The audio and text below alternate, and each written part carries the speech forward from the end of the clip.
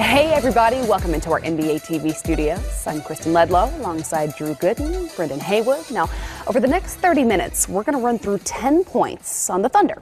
Could this Thunder team be the dark horse in the West? I don't know about that, Ledlow. A lot has to go right for that. A lot has to go right for these. We'll get into all that. We'll get into all that. You don't look like you're ready to answer either. It's a quick answer. Let me know. So Let me know. We've got time. Well, the former MVP Russell Westbrook averaged a triple-double for the second season in a row, but underwent arthroscopic surgery on his right knee earlier in September. So how long will he be sidelined? He was asked on Media Day, and he's already in mid-season form. Russ, do you have a timetable for your return on the court? What did you read? Press release. What did it say? 4 weeks. There you go. All right. You sticking to that? Yeah, I'm sticking to whatever comes out.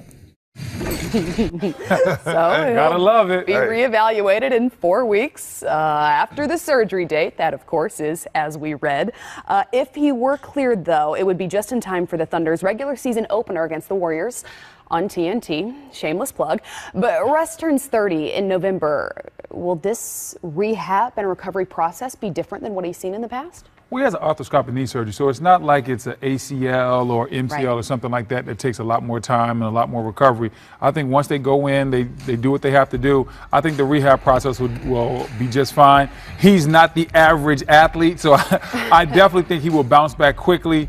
He's 30, but he's aging gracefully, takes care of himself really well. So I have no problems, no worries about Russell Westbrook at all being healthy this season. You said he's not the average athlete, more like human. Yeah, you know what exactly. I mean, cyborg. Yeah, he's been in this situation before with a knee injury, and we were kind of in awe and amazed how fast he bounced back from that a couple seasons back. And like you said, this is something that's small procedure. I see him especially ready in time for that Steph Curry fade. Okay. Well, do you think, though, that Thunder would be more cautious in this case or put him right back in against the champs opening night? I say no precautionary reasons here for that, because you want to start off on a good note. Opening night against the Golden State Warriors. You want to sit that night? We got Paul George in for the long run.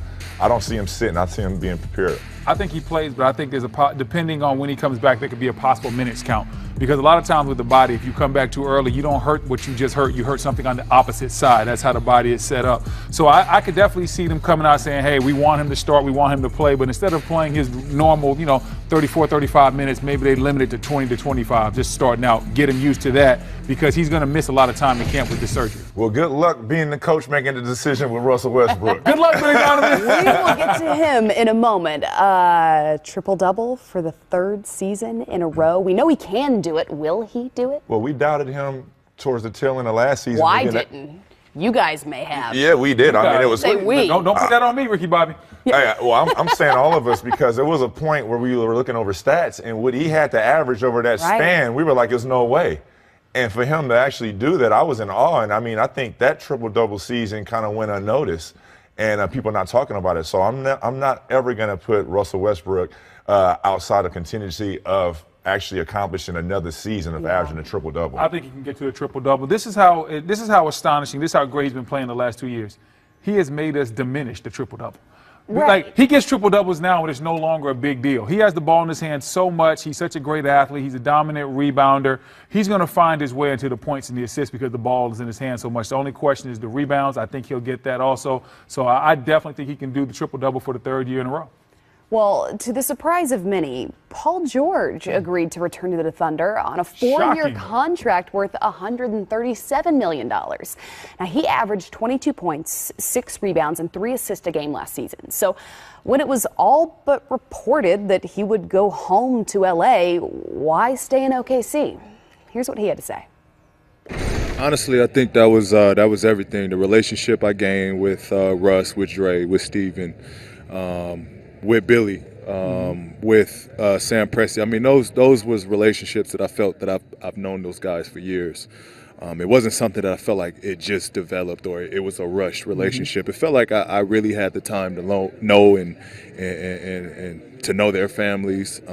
So I think we felt comfortable here. Myself, my family, we felt really good being in this situation, and it ultimately felt like home here. And now he'll avoid those questions about returning home, about what's going to happen next. Do you think that that multi-year extension will give him the confidence to settle in to OKC? I think he'll settle in just fine. And I don't think it's about the contract. This is a guy that I don't think that will really bother him that much. I think knowing that he's the number 2 true guy, we knew it last year, but some games they had to try to work Melo in. They tried to figure that thing out with their new big 3. And sometimes less is more. And it's not that Carmelo Anthony isn't a good basketball player, but now everybody in that Oklahoma City Thunder team knows it's PG, it's Russ, and the rest of us have to play around them. I think that will give him his comfort level more than the contract will, and it will allow him to thrive. So without that third superstar that you have to share with, do you think that the Thunder team, as currently constructed, could be contenders? Yes, I do, but it's going to take that and role players to really step up this year. I mean, the guys that they brought in, they're going to actually have to do their job and filling in those shoes of actually helping and making this team a top 2, top 3 team in the West, because right now I don't think they are. You got the likes of Steven Adams, who I think is one of the top centers in the league. Mm-hmm. You got guys that they just re-signing Grant. You got guys that just run in and Schroeder and a backup point guard. I think he's going to learn a lot from Russell Westbrook. It might be a little chippy at first, but I think they will fall into place and it'll be a good team. Chippy, I think that's a nice way to describe Russ and Dennis. Both. Very nice way. So in his end of season press conference, General Manager Sam Presti confirmed that he would keep Billy Donovan on as head coach. He faced another first-round exit. How much pressure is on Coach Donovan now this season? Anytime that they have to put out a press release saying that you will be back, that lets you know that you're on notice. People are talking. They think that maybe you shouldn't be the coach. Maybe you can't handle the personality of someone like a Russell Westbrook. And that has been questioned. And sometimes college coaches have a hard time adjusting to dealing with personnel in the NBA because life is totally different and what they do and how they manage players is different. I think Billy's on the hot seat, especially after they lost in the first round to a Utah team that was led by a rookie. They were supposed to win that series, and it wasn't even really that close. I think Coach Donovan is the perfect coach for this team, and why? I think Oklahoma City already has that college environment as far as the fans, in-game operations. And the players and the personnel that he surrounds himself are somewhat great college typical players. It seems like they had good college careers, except guys like Carmelo Anthony, who only did 1 year of school, and Russell Westbrook in that same boat. But to be able to manage all those personalities and showing that he was able to do it last year, I mean, they didn't have the best season, but I think he did a great job managing the personalities of Paul George, Carmelo Anthony, and Russell Westbrook and trying to get them to play together. I think with that year under his belt, he'll be that much better this year. Okay, then if you both agree that it's the right fit for him, what will the definition of success be this season? Well, I think the definition of success will be how far they go in the playoffs and making it to the playoffs, because last year down the stretch they had to fight their way in. The Western Conference is tough, and it didn't get any easier with guys like LeBron James coming into town in LA. So I think they have to make it into the playoffs, of course. And then they're going to have to win in the first round. I don't think anybody expects this team to make it to the Western Conference Finals because you have the Golden States and you have the Houston. But this team should win a first-round matchup when you talk about two great stars, when you talk about Russ and Paul George. And I agree. This is a team, without a question, coach, players, the whole makeup, they will get past the first round in the Western Conference. You're that confident? I am that confident. They will. I think it depends. I think it depends on the matchup. If they're an 8 seed, you got. They could easily be the 8th seed. I don't think so. I think they're higher than an 8, 7 seed. I think they're more in the 4, 5, 6 range. Ooh. Middle of the pack. Oh, okay. A chance. All right. A chance to advance. Well, fortunately, we're filming this so we can go back and check once the playoff seeding. We might have to get a little dinner bet on that. Westbrook in a perfect rhythm tonight. Oh, Paul George making a statement early. Holy cow! What a quarter by Russell Westbrook! Oh, George is smoking hot. Russell Westbrook goes airborne. George, he's not human. Westbrook attack ball. Paul George is lethal. All right, right, we know Russell Westbrook had a hand in re-signing Paul George. At the very least, he hosted the party where PG announced his decision to stay earlier this summer. Guys, now that these two are the go-to, how does that work on the offensive end? Well, I would say now they're done from the honeymoon stage of last year, getting to know each other. I think now they're well on in their marriage and now pregnant. You know what I'm saying? Signing a 4-year deal in Oklahoma City and Paul George. A baby named Larry. You know what I'm saying? I think the baby's a championship is what they're hoping for. But that, you have Paul George with you now as Russell Westbrook. And PG also knows this is a home for him. He felt that it was a void. People says, why didn't he go to L.A.? Well, there's a guy named LeBron James who plays this position that is there. And LeBron James also controlled the market. So I think the smartest thing was, and the best fit for PG was Oklahoma City. I think it was great for him to stay home. Not stay home, but stay in Oklahoma. I like the fact that he talked about the team, the guys, and that's why he stayed. Almost gives you that old school feel, like back when you're playing AAU just with your guys. As far as on the court, though, there's a lot of different things that they can do that I think can highlight their game. And once again, not trying to act like Melo was in the way, but now that he's not there, they don't have to worry about trying to find him those touches. They can give all those touches and disperse them between Paul and Russ. And I think there's a lot of things they can do offensively that'll help them out. Like I said, we can demo it right here as far as the pick and roll. Just a quick side pick and roll. Lilo, can you throw me a ball real quick? Great pass. Good point guard. Thank you. Yeah. Something like this, real simple, where I'll be Russ, you be PG, come off, bam, screen and roll, survey the scene, quick pop back, Paul George open in the mid post. If he's not there because the team switched it, now Russ dribbles it over, throws it in, lets PG go to work against a point guard. There's not a point guard in the league that can guard PG on the block. Kick it right back. They also can run the mid-screen and roll. PG cut with, right, you have Russ coming off, hard. PG, once again, popping right to that mid-post area, getting it done. He can post up in the middle of the court. And last but not least, you have Russ with PG coming off a pin down. So Russ is live right here. All eyes on Russ. Paul's coming off that pin down. Quick pin down, flare for Russ, bam. When the defense shifts, Russ can get a wide open jumper or he can go do his thing. There's a lot of different things they can do as far as ball movement, body movement that can get Russ and Paul George involved. And now that they don't have Carmelo Anthony, they don't have to worry about constantly trying to find a way to feed another guy into the system. I really don't think there was enough balls for Carmelo and Russ. That's why it didn't work out, unfortunately. I think these two guys will thrive now as long as they play together, play within the system, and those other guys know how to play around them. How about these two then on the defensive end? Well, on the defensive end, it's all about communication. Defense is about communication and team scheme and everybody knowing the right thing. There have been plenty of times where I have messed up defensively, but because we're talking and everybody knows what's going on, guys are able to cover me. I might have been a little bit late, or I might have closed out too hard and the guy beat me. But if I knew which way I was sending him, if I say, hey, I'm not letting this guy beat me to his left, and I made him go to his right, my teammates were able to cover for me. So as long as you're able to talk, you're able to communicate, and everybody's on the same page, defensively, these guys will be just fine and the team will be just fine. Well, the team is now going to be without Carmelo Anthony, as you mentioned, but also without Corey Brewer, Nick Collison, Kyle Singler. They have, though, made some key acquisitions this offseason, including Dennis Schroeder and Nerlens Noel.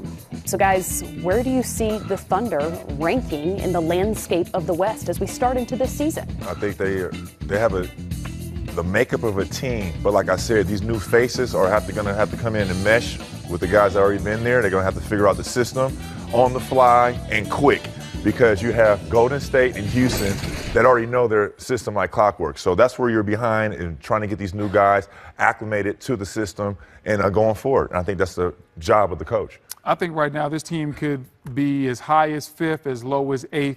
I think they fit in that standpoint. And there's a lot of teams right there with them when you talk about teams like, you know, the Portland Trail Blazers, Los Angeles Lakers, San Antonio Spurs. A lot of these teams, that some of them have a lot of shakeup. That's been the theme. Teams like the Minnesota Timberwolves, Denver Nuggets. A lot of these teams that have had a little bit of shakeup and things are a little bit different. You don't quite know where their chemistry is or how they're going to fit in. All those teams are going to be fighting for those spots. So I think they could slide anywhere between 5 and 8. Well, when we talk about the defensive end, we have to mention Andre Robertson, who is going to start training camp as a non-contact participant.